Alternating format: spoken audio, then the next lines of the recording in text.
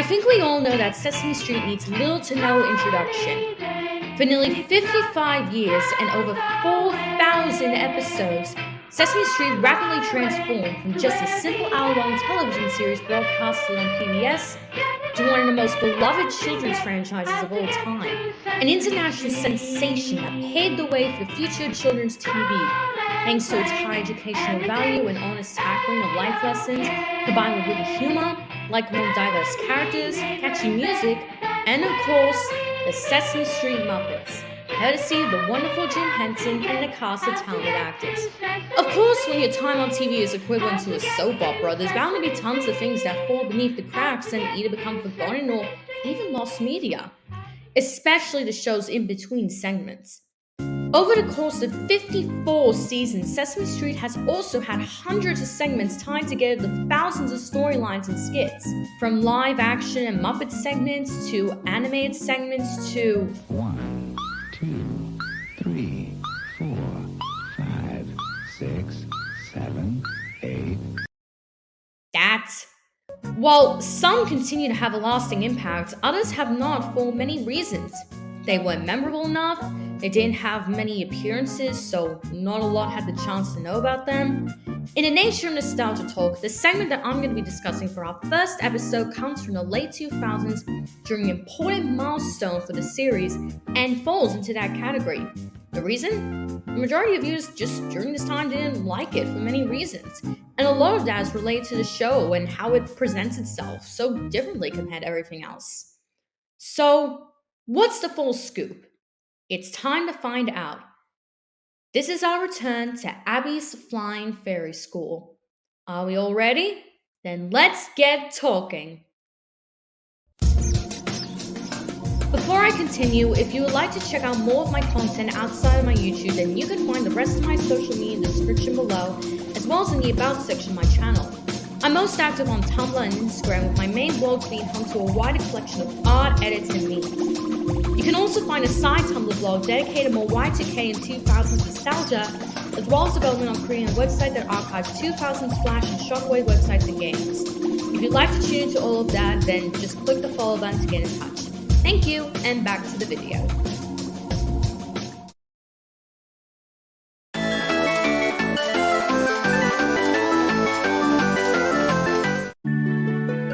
As far back as 2007, plans for a spin-off segment revolving around the, at the time, recently introduced Sesame Street Muppet Abby Cadabby were in early development.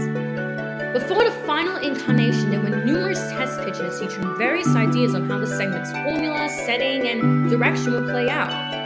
Even if most of them did fall into the cracks, developers still had some level of understanding on how they wanted the direction the segment to go, successfully establishing early on the certain ground rules and underlying plot points that would shape Flying Fairy School.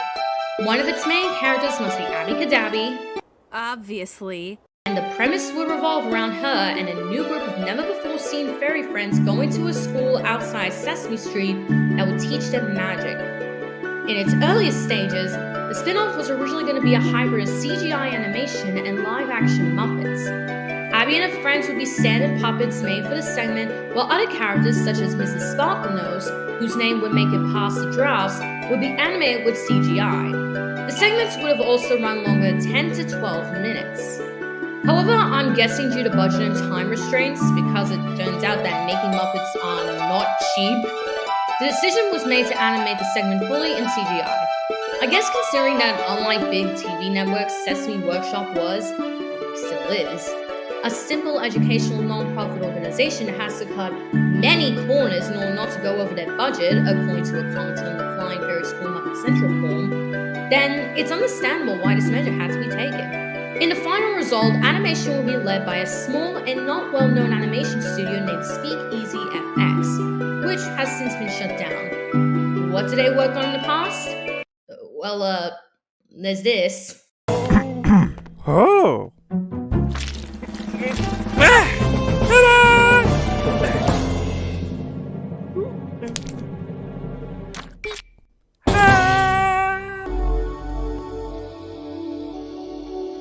Additionally, they would also hire Magnetic Dreams Animation to provide additional animated sequences.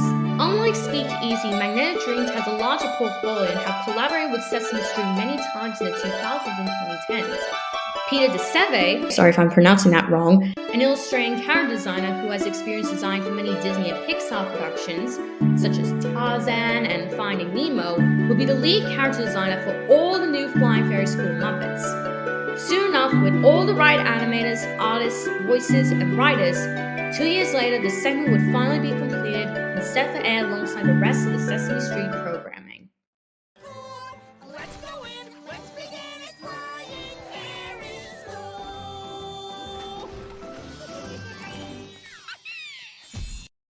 The plots in Abby's Flying Fairy School are very par for the course for a Sesame Street segment. Our characters would participate in a certain school activity revolving around small fantasy-related themes, like fairy tales or spellcasting. Hijinks would ensue, caused either by the magic or the characters' borderline havoc-inducing tendencies, and it would be up to them as well as the viewers to utilize basic educational problem-solving skills to resolve the problem. Sometimes they would need to twinkle think a solution, which doesn't warrant much detail outside of having to say, or other times they would need to spot the solution, which I'll get to in a moment. In the segment, there are 5 main characters who impact each story and who would sometimes have segments oriented around their personalities and traits. Abby, Log, Gonigan, Mrs. Sparklenose, and Niblet. In addition, there's also a 6th character who reappears from time to time, but because they're just merely a problem-solving device for the characters in the audience and don't actually have a character in general, I'm just going to get them out of the way quick before I describe the main cast. This is Spot, a blue dot thing who is usually called by the cast to give a main clue to solve the problem, either through stock footage or other animated parts of the story. That is why Spot the Solution exists.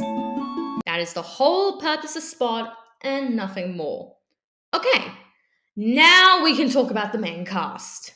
Abby is the star of the show. She serves as the optimistic, resourceful, and kind-hearted leader of the 3 friends who continuously hopes to perfect her magic despite her many errors with it. I really can't say anything more about her. She's basically the exact same as she was on Sesame Street. But don't worry, that's a good thing because it means 10 times more the cute factor since she's still so precious and fun here.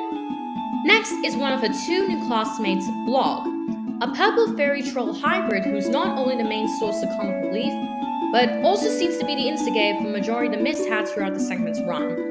Imagine if you put the zaniness and ditziness of Ernie, the impulsivity and slight mischievousness of Cookie Monster, and turn them into a whole new character where those traits are so off the scale that you don't even know if you can trust him with washing your dishes without him dismantling the whole sink and flooding the house in sludge. That's Blog.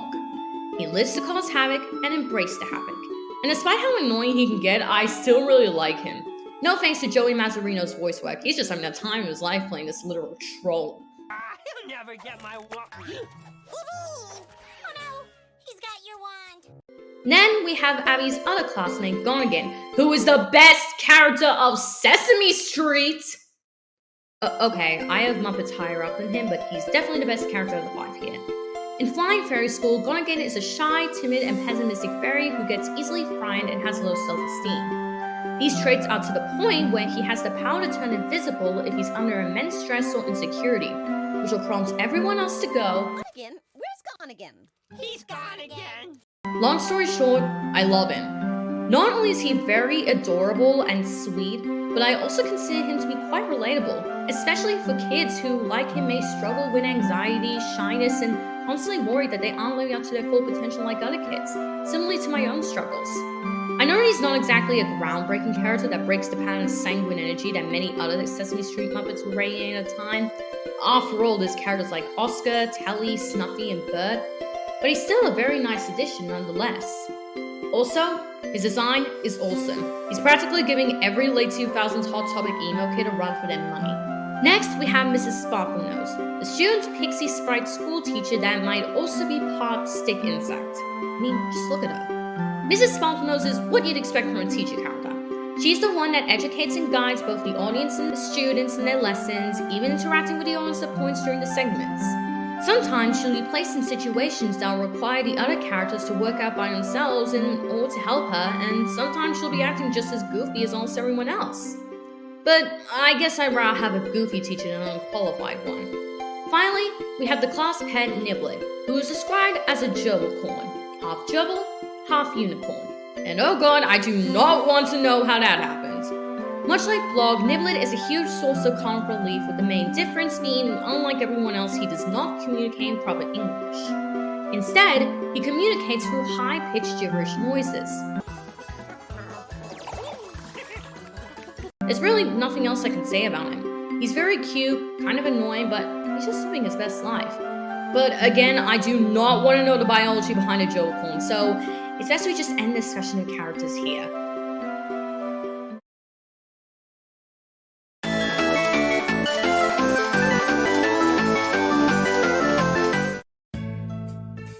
Abby's Flying Fairy School premiered on November 10, 2009 during the season 40 premiere of Sesame Street and would run for 26 segments until 2012. Each segment would have a 9-minute time slot before switching to another in typical Sesame Street fashion. And this is where the not many people were fond of this segment part I talked about in the beginning comes into play. I don't know how many people expressed their thoughts on this segment, let alone even remember watching it, because, let's be real, what kind of person older than 6 watches Sesame Street ironically anyway?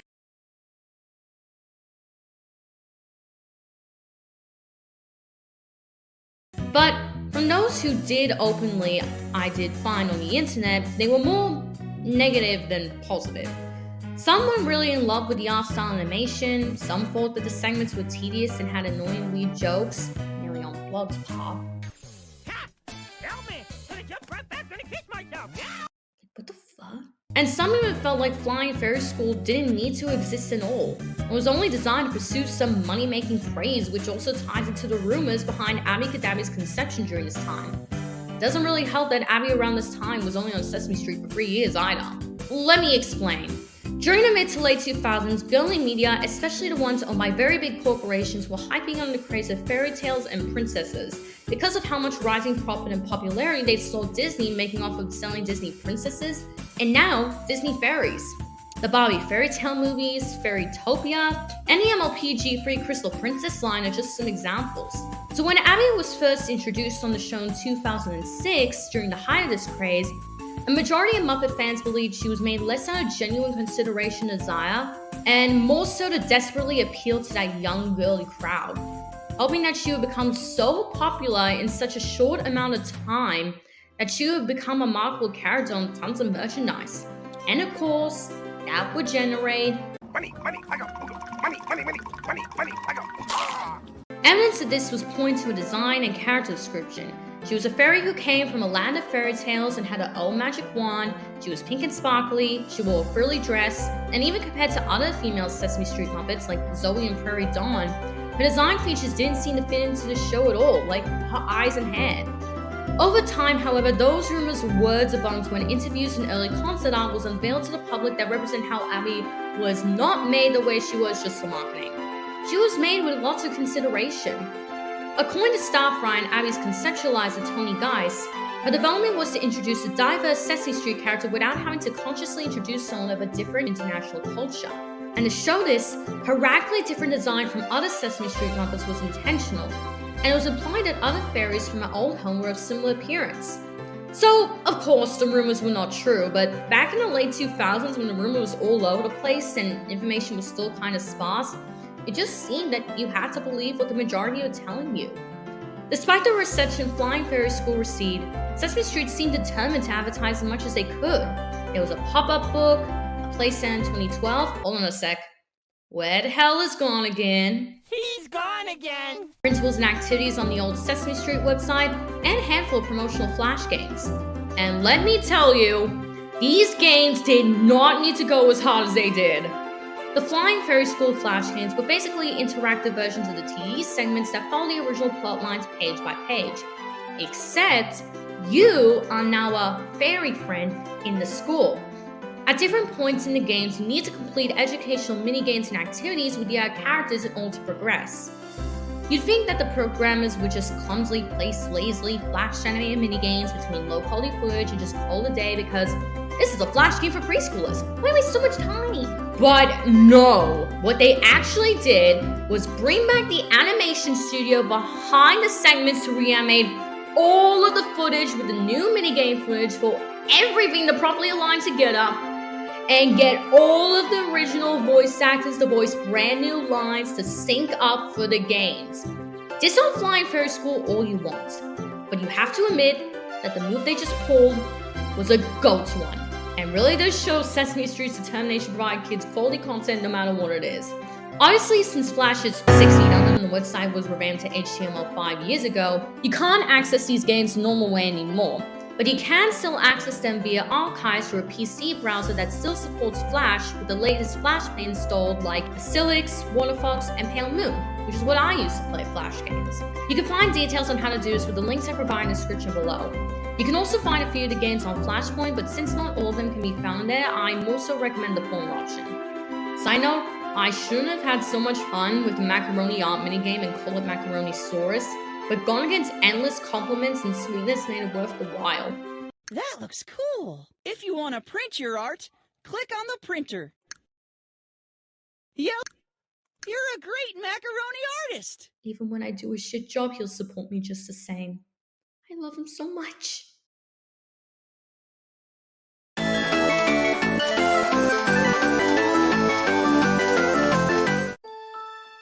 According to a crew member who worked on the segment on Muppet Central forums by the username MuppetManAZ, Abby's Flying Ferris School finished production in 2011, but it wouldn't be until the following year that the last episodes would be aired, stating that Flying Ferris School was animated the way it was purely for creative experimentation, and there didn't seem to be any intention to make more Flying Ferris School beyond what was already produced. For a while, there were many Muppet fans who initially seemed excited that maybe Gonigan and Blog were going to become part of the real Sesame Street cast and would have puppets built out them.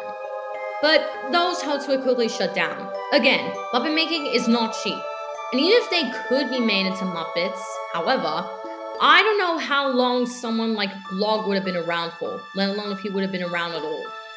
In late 2015, Joey Mazzarino, who provided his voice, retired from all Sesame Street production, with all of his puppets being retired alongside. So there's another fork in the road. Reruns of this segment would continue until the end of season 45 in 2015, when it was removed from the show entirely, as by that time Sesame Street was entering brand new changes regarding its programming block. As I already stated, after production wrapped up, it seemed that Speakeasy FX had closed its doors and never worked on any new project again. The website can still be accessed through the Wayback Machine, albeit kind of broken, but all of that pretty much remains of them is their abandoned YouTube channel, and if you search far enough, concept art and storyboards of their work, including Flying Ferris School. As for the segment status itself, most of the fanbase pretty much forgot all about its existence once it retired. This does not mean no one bothered to record anything, thank God. All 26 segments can still be found online, either on YouTube, which doesn't have all the segments, or on a very helpful website called Sesame Street Guide, which does. The site's dedicated to archiving many full episodes, specials, and DVD rips of the series. And since all episodes where the segment appeared are on the website, all you gotta do is dig through at least an hour or less worth of content, and you got your segment. And don't forget, there are still a select number of those who still remember the segment nostalgically, and so make a bit of fan material. Like me.